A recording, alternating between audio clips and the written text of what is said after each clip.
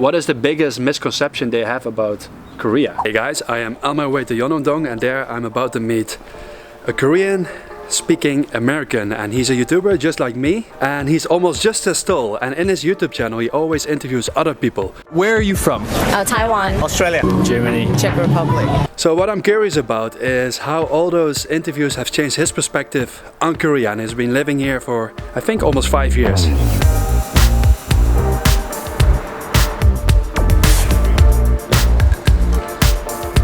Before I continue, you might think, why the warm clothes? It's 30 degrees outside. I will tell you.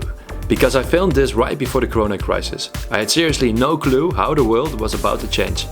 But the interview was without corona concerns. 하나, 둘, 셋.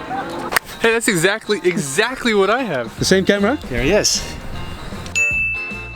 The overrated Sean Pablo. Yes. The guy who's almost just as tall as me. I know, you're the only guy who... 5 years in Korea?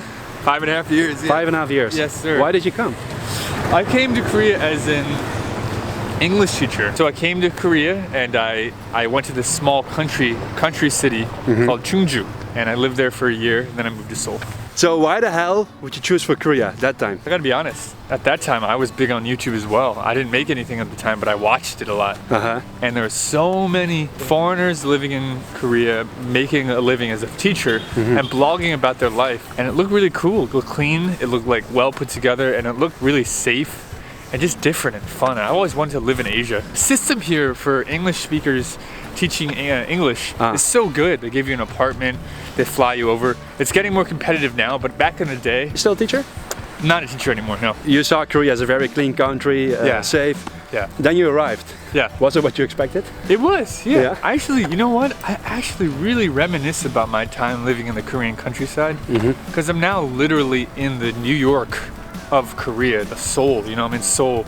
I miss my time in the countryside. It was simple. They had these big, wide streets. You walk down and listen to music on a weekday, and you'd have so much space. Like, I got used to it. I don't know. At the time, I was really into making music, so I wrote an album while I was living there, and it was a perfect place to like contemplate. That's the best word, contemplate. It was a little boring. I'll admit, at the time, I went to Seoul pretty much every weekend.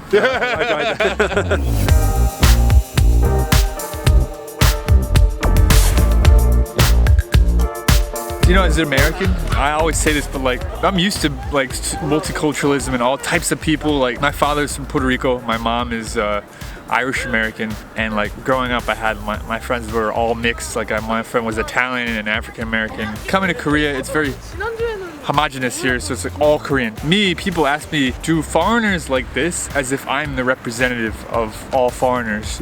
Because that's just like convenient for them, and culturally speaking, it's what they're used to. It's like, oh, Koreans do this, Japanese do this, Chinese do this. But for Americans, we all do different things. So I guess that kind of was the biggest culture shock. But I'd like to have a house in Korea and a house in the US. Oh, you want to live in both dream. countries? Oh, that'd be my dream. That'd be my dream. Mwah. So this is going to be your vacation house, or is that the one in America? See, I don't know. Both of them. I want kids too, to be honest. And one in Korea, one in America? Yeah, that'd be great. What makes Korea different from any other country in the world? Koreans. The reason I like Koreans, they're hard, they're gritty, they're very proud, but they're funny.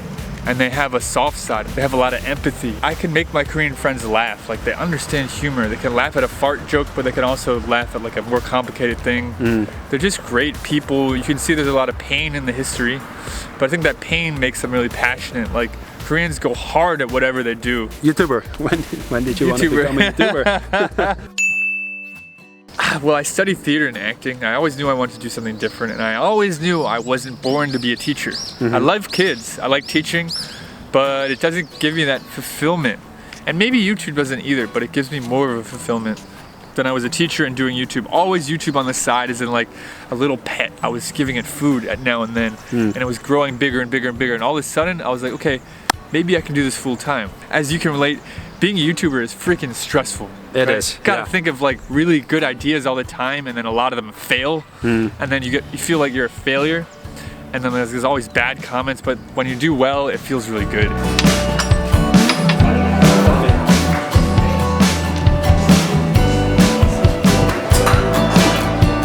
I grabbed the price drop with almost 50. Ginger ale? You interview a lot of other people, right? Yeah. So over the years, has this changed your perspective on like Korea or the world? That's a good question. I always feel like 10 people are smarter than one person. You say an idea to one person, right? And that person really likes the idea. Then okay, maybe it's a good idea. You say an idea to 10 people and they all really like it, that's a really good idea, right? Yeah. So I feel like the collective wisdom of 10 people, or however many people you're interviewing, is better than one. You see so many foreigners, you know, who visit Korea for a short time, who study here, exchange students. Yeah. What is the biggest misconception they have about Korea? These days, for sure, there's so many young foreign women coming to Korea because of K-pop. Uh-huh. So I often hear, oh my god, I thought everything was gonna be like K-pop. Everybody was gonna be handsome and well-dressed and tall and perfect, you know, and then they come in and they're like, wow, they're just normal people. There's old people, there's young people, people just working. I see that a lot. Seoul is Korea, or do you think countryside is Korea? Countryside's Korea. Yeah? Seoul's not Korea. Seoul is a latte flavored with orange, an orange latte.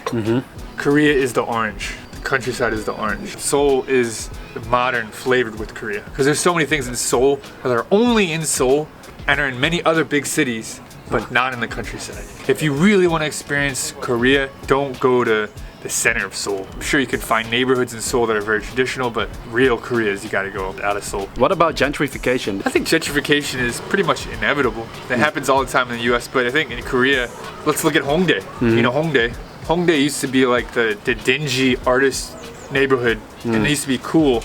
And then the normal people came in, then the companies came in. Now you look at Hongdae, it's like the tourist capital of freaking Seoul. I used to love Hongdae and I used to go party there, and I still like going there a lot.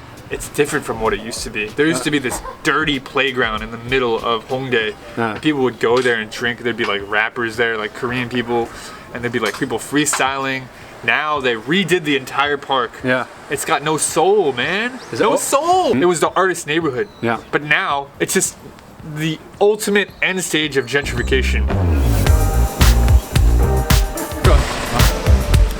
Yes, this is the one. If you could hack into any one computer, whose computer would you choose? Someone rich, someone powerful. Bill Gates, Elon Musk, or Moon Jae-in. No, Kim Jong-un. Kim Jong-un. Kim Jong-un? Yeah. Final answer? No, not final answer. I don't want North Korea to kill me. Maybe I could end the craziness, help North Korea to stabilize by eliminating their data. Today. Yeah, thank you, man. Had fun. If you have to talk to a foreigner who doesn't know Korea, and you have to convince him to come to Korea, what is the first thing you would tell him? Safe. The taxis are cheap. The public transportation is cheap. Seoul is easy to get around. There's a lot to do at night. The food is really good. The men are handsome. The women are beautiful.